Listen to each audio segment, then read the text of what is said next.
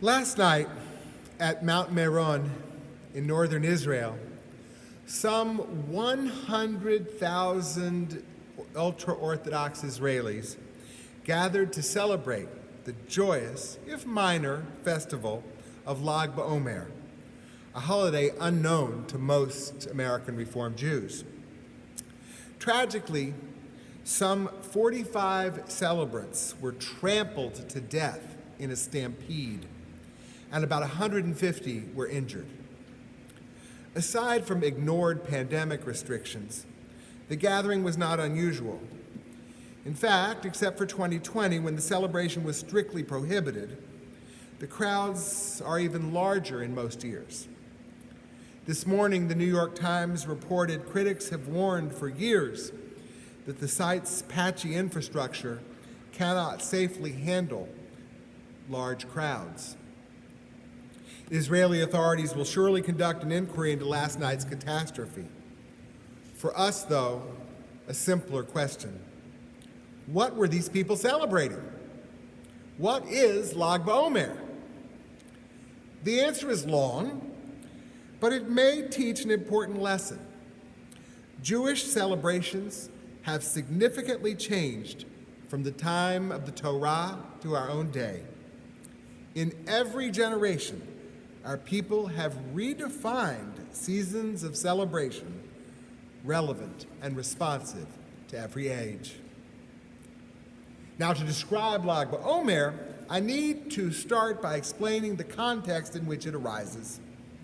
By coincidence, the earliest kernels are found in this week's Torah portion, which includes perhaps the earliest description of ancient Israelite and later Jewish holidays. Tomorrow morning, Danette will read what Leviticus has to say about Shabbat, and Rebecca will read our most ancient and surprisingly scant description of Rosh Hashanah, albeit without mentioning that holiday's name. A much larger section describes the period between Passover and Shavuot, again without the names of either of those festivals, which apparently came later. Beginning on the second day of Passover, ancient Israelites were commanded to count off 7 weeks, counting until the day after the 7th week, 50 days. Our sages describe this time as the period of the counting of the Omer. Omer refers to a sheaf of grain, and the idea, not clearly articulated in the Torah, is that ancient Israelites brought one such sheaf to the temple each day during the spring harvest between Pesach, Passover, and Shavuot.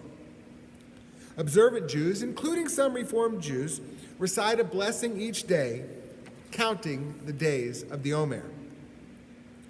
This practice was set aside by our Reformed founders, who found it meaningless. After all, few modern Jews are farmers, and if we are, but live outside of Israel, the harvest time may not come at the precise season as it does in the Holy Land. Moreover, there is no temple to which to bring any sheaves of wheat or barley, and Reformed Jews do not pray for the reestablishment of those temple rituals. Still, more than a few of our Reformed contemporaries have renewed the meaning of counting the Omer. The practice may build a deeper connection to our faith's ancient Israelite roots. Counting serves as a critical reminder of the journey from Egypt to Sinai. God freed us from bondage with the goal of forging a new covenant with the revelation of the Torah. The time of counting the Omer has become a period of semi-mourning in traditional Judaism. The Talmud teaches that thousands of rabbis, students of Rabbi Akiva, were killed in a plague during this season one year. As a result, weddings and other festivities are prohibited throughout the period of counting the Omer.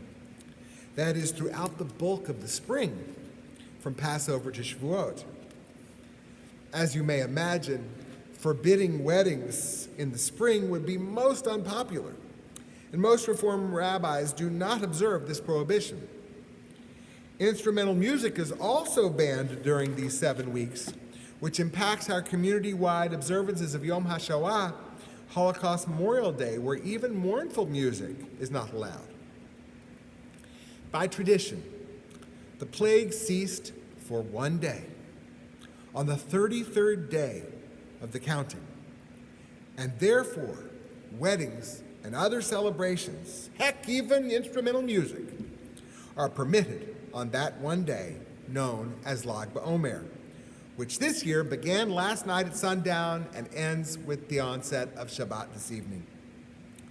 Also by tradition, Lag BaOmer marks the yahrzeit, the anniversary of the death of an important 2nd century rabbi, Shimon Bar Yochai, who is credited with writing the Zohar, a foundational text of Jewish mysticism.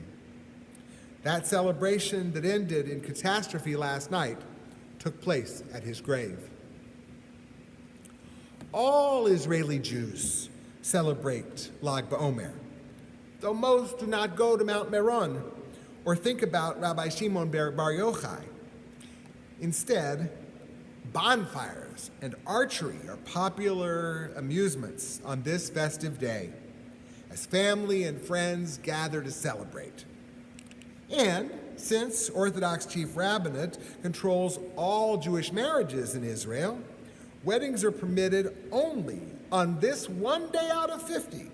So many Israelis attend at least one Lag BaOmer wedding.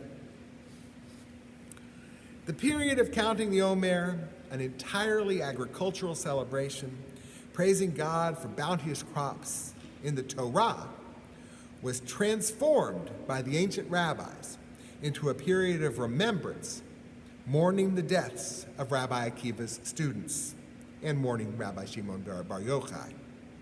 In short, his celebration was turned into a period of grieving, interrupted by 1 day of festivity. That change is one example of the ways in which the holidays described in this week's Torah portion have transformed throughout the ages. Adaptation and change in Judaism did not begin with the advent of our Reform movement in the 19th century. Instead, ours is an ever-evolving religious tradition. Take, for example, Passover, in this week's Torah portion called the Chag HaMatzot, the Eternal's Feast of Unleavened Bread, or the Festival of Matzah. We are told of a Passover offering to the Eternal, and we are commanded, "You shall not eat unleavened bread for 7 days," and all that sounds familiar.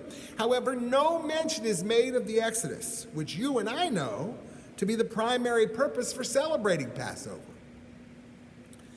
The author of Leviticus did not forget to mention the most important part of Passover.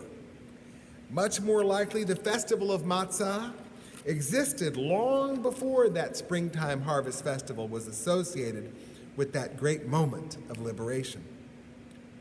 Within the several centuries of the Torah's authorship, Passover morphed from a purely agricultural festival into one that marked the central historical and moral event in Jewish history.